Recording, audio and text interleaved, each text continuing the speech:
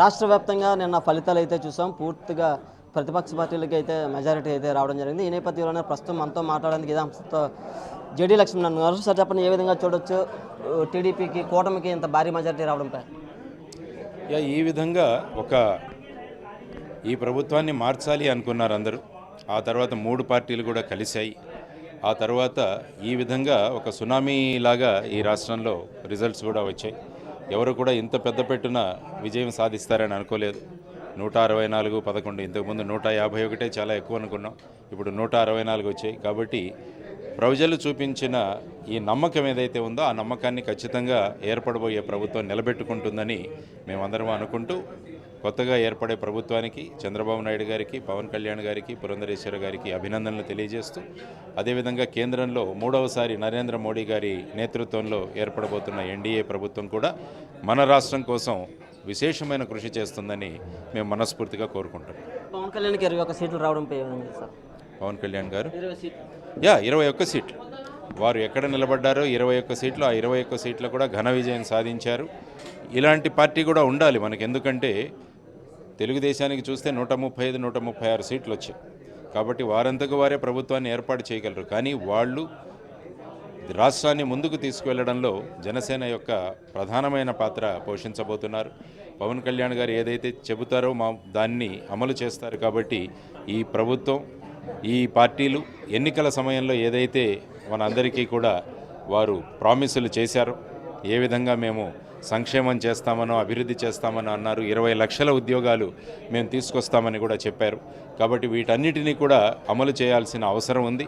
దానికోసం పవన్ కళ్యాణ్ గారు ముఖ్యమైన భూమిక పోషిస్తారని అందరూ అనుకుంటున్నాం. వారు ఖచ్చితంగా పోషిస్తారన్న నమ్మకం కూడా మా అందరికీ ఉంది. ఈ 5 ఏళ్ళు ప్రజలు చాలా ఇబ్బందులు పడ్డారని వాళ్ళే చెప్పారు. ఇప్పుడు కొత్త ప్రభుత్వం వచ్చింది, ఏం చెప్పదలుచున్నారు కొత్త ప్రభుత్వానికి? కొత్త ప్రభుత్వానికి చేయాల్సిన పనులు చాలా ఉన్నాయి. ముఖ్యంగా మేము కోరుకుంటున్నది ఏంటంటే ప్రత్యేక హోదా అన్నది తీసుకురావాలి రాష్ట్రానికి. ఆ తర్వాత విభజన చట్టంలో ఉన్న విభజన హామీలు ఏవైతే ఉన్నాయో వాటన్నింటినీ కూడా పూర్తి చేయగలగాలి. తర్వాత విశాఖ స్టీల్ ప్లాంట్ ఉందో దాని ప్రైవేటీకరణ గురించి జరుగుతున్న ప్రయత్నాలు మనం ఆపగలగాలి. ఆ తర్వాత విశాఖపట్నం రైల్వే జోన్ ఏదైతే ఉందో దాన్ని ఖచ్చితంగా ఏ విధంగా రైల్వే జోన్ మిగతా ప్రాంతాల్లో విభజించారో ఆ విధంగా విభజించాలి. ఆ తర్వాత విభజన హామీల్లో ఉన్న అనేక విషయాలు ఉన్నాయి. దానితో పాటు రాజధాని ఏదైతే ఉందో ఇప్పటివరకు రాష్ట్రానికి రాజధాని లేదు అన్న దీంతో 10 సంవత్సరాలుగా ముందుకు వెళుతున్నాం. కాబట్టి గుజరాత్లో గిఫ్ట్ సిటీకి వారు ఏ విధంగా అయితే రాయితీలు ఇచ్చారో అటువంటి రాయితీలు ప్రత్యేకంగా అమరావతికి ఇచ్చి అమరావతిని కూడా ఆ స్థాయికి తీసుకువెళ్లాలన్నది ముఖ్యంగా మా అందరి డిమాండు. తర్వాత 10 సంవత్సరాలు ఉమ్మడి రాజధాని హైదరాబాద్, అది కూడా జూన్ 2వ తారీఖుతో అది కూడా ముగిసిపోయింది.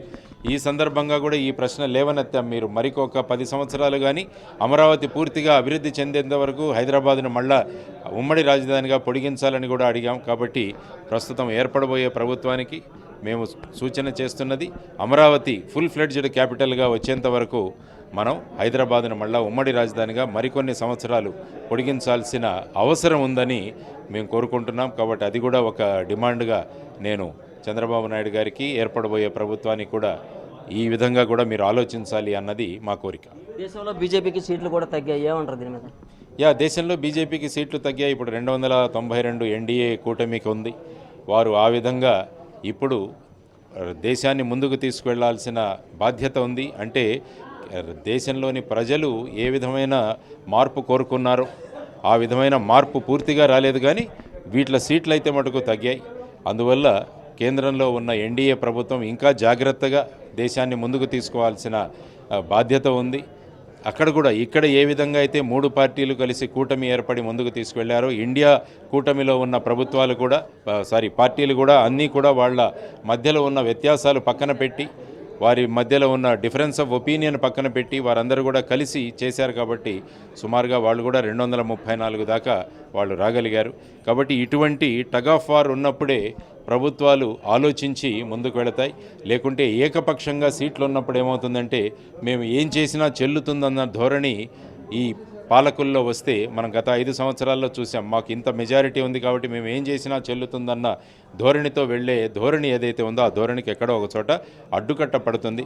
కాబట్టి ఏది ఏమైనా దేశాన్ని ముందుకు తీసుకువెళ్ళాలి, ఈ 5 సంవత్సరాలు దేశానికి రాష్ట్రానికి కూడా చాలా ముఖ్యం. కాబట్టి అక్కడ నరేంద్ర మోడీ గారు, ఇటు చంద్రబాబు నాయుడు గారి నాయకత్వంలో ఉన్న ప్రభుత్వాలు రాష్ట్రం మరియు దేశం హితం కోసం ఇంకా ఎక్కువగా పాటుపడాలని మనస్ఫూర్తిగా కోరుకుంటున్నాం. కూటమి నుంచి సూపర్ 6 అంటూ హామీలు ఇచ్చింది, అది సాధ్యమంటారా? సూపర్ 6 అన్న హామీలు ఇచ్చారు. అందులో 25 ఉన్నాయి సుమారుగా హామీలు మీరు చూసుకుంటే. అందులో ముఖ్యంగా మీరు చూసుకుంటే దానికి 1,00,000 కోట్లకు పైగా ప్రతి సంవత్సరము బడ్జెట్లో కేటాయింపులు చేయాల్సి వస్తుంది, లేకుంటే అప్పులు తీసుకురావాల్సి వస్తుంది. అందువల్ల ఇది కనుక మీరు నెరవేర్చాలి అంటే మనకు ప్రత్యేక హోదా ద్వారా పెట్టుబడులు తీసుకురావడం చాలా ముఖ్యం. ఎందుకంటే మీరు కొత్త ట్యాక్సులు వేయలేరు. కొత్త ట్యాక్సులు వేస్తే మళ్ళా ప్రజలకు ఇబ్బంది కలుగుతుంది. కాబట్టి ట్యాక్సులు వేయకుండా ప్రభుత్వం యొక్క ఆదాయం పెరగాలి అంటే మనం ప్రత్యేక హోదా ద్వారా అభివృద్ధి కోసం ఇక్కడ పెట్టుబడులు వస్తే దాని మీద వచ్చే ట్యాక్స్ మన దగ్గరికి వస్తుంది. అదేవిధంగా కేంద్ర ప్రభుత్వం నుంచి ఏదైనా ప్రత్యేకంగా గ్రాంట్ తీసుకురావాలి, దానికోసమే ప్రత్యేక గ్రాంట్ కోసం కూడా వారు అడుగుతున్నట్టుగా మనం వార్తాపత్రికల్లో చూస్తున్నాము. ఇవన్నీ చేస్తే తప్ప మీరు అన్నట్టు సూపర్ 6 కానీ మిగతా ఏవైతే వాళ్ళు ప్రామిసెస్ చేశారో, మేము ఇస్తామన్న వాదనలు ఏవైతే చేశారో అవన్నీ కూడా నెరవేర్చడానికి మన దగ్గర ఖచ్చితంగా డబ్బు కావాలి. ఆ తర్వాత మేము కోరుతున్నది ఏంటంటే ప్రస్తుతం రాష్ట్రం యొక్క ఆర్థిక పరిస్థితి ఏంటన్నది కూడా ఒక శ్వేతపత్రం రిలీజ్ చేయమని అడుగుతున్నాం. అంటే కొంతమంది 4.5 లక్షల కోట్లు అంటున్నారు, కొంతమంది 11, 12, 13 అంటున్నారు. ప్రస్తుతం రాష్ట్రం ఏ పరిస్థితిలో ఉంది, కార్పొరేషన్ల ద్వారా ఎంత అప్పులు తెచ్చారు, రాష్ట్ర ప్రభుత్వం ఎంత అప్పులు తెచ్చింది, ప్రస్తుతం ప్రతి సంవత్సరానికి ప్రతి నెలకి ఎంత వడ్డీ మనం కట్టాలి, ఇవన్నీ కూడా ప్రజలకు తెలియాల్సిన అవసరం ఉంది. కాబట్టి దాని గురించి కూడా ప్రభుత్వం త్వరలో నిర్ణయం తీసుకోవాలని నేను కోరుకుంటున్నాను. సార్ మీరు కూడా పోటీ చేశారు, 5,000 ఓట్లు వచ్చినప్పుడు ఏమంటుంది? అదే చెప్పాను, ఈసారి సునామీ వచ్చింది. ఈసారి తుఫాను కాదు, సునామీ వచ్చింది. కాబట్టి సునామీలో ఏమవుతుందంటే అన్నీ కూడా అందులో ఎగిరిపోతాయి. కాబట్టి మా వంతు ప్రయత్నం మేము చేశాం. జయ భారత్ నేషనల్ పార్టీ తరఫున మా మేనిఫెస్టో ఒకటి తయారు చేశాం. వీలైతే రాష్ట్ర ప్రభుత్వం ఆ మేనిఫెస్టోలో ఉన్న అంశాలను అమలు చేయాలని కూడా మేము కోరుకుంటున్నాం.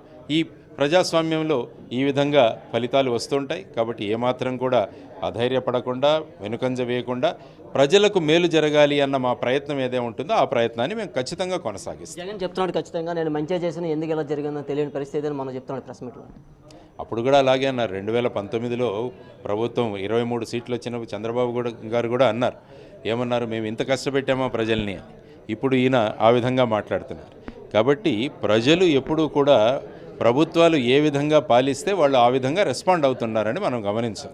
కాబట్టి ఇప్పుడు ఈ పక్షాల మధ్య ఉన్న అభిప్రాయ భేదాలను పక్కన పెట్టి అన్ని పార్టీలు కలిసి ఒకే విధంగా రాష్ట్రాన్ని ముందుకు తీసుకువెళ్లాల్సిన అవసరం చాలా ఉంది. సమన్వయం చాలా అవసరంగా ఉంది. ఆ దిశగా జగన్మోహన్ రెడ్డి గారు వారి 10 మంది అంటే మొత్తం 11 మంది ఎమ్మెల్యేలు, తర్వాత సెంట్రల్లో ఉన్న 4 లోక్సభ సభ్యులు మరియు 11 మంది రాజ్యసభ సభ్యులు, వీరందరూ కూడా రాష్ట్ర హితం కోసం అందరం కలిసి పనిచేయాలన్న ధోరణితో ముందుకు వెళ్ళాలని మనస్ఫూర్తిగా రాష్ట్ర ప్రజల తరపున నేను కోరుతున్నాను. మరిన్ని వీడియోస్ కోసం ఛానల్ ని సబ్స్క్రైబ్ చేయండి, లేటెస్ట్ అప్డేట్స్ కోసం వాట్సాప్ ఛానల్ ని ఫాలో చేయండి అండ్ లింక్ డిస్క్రిప్షన్ లో ఉంది.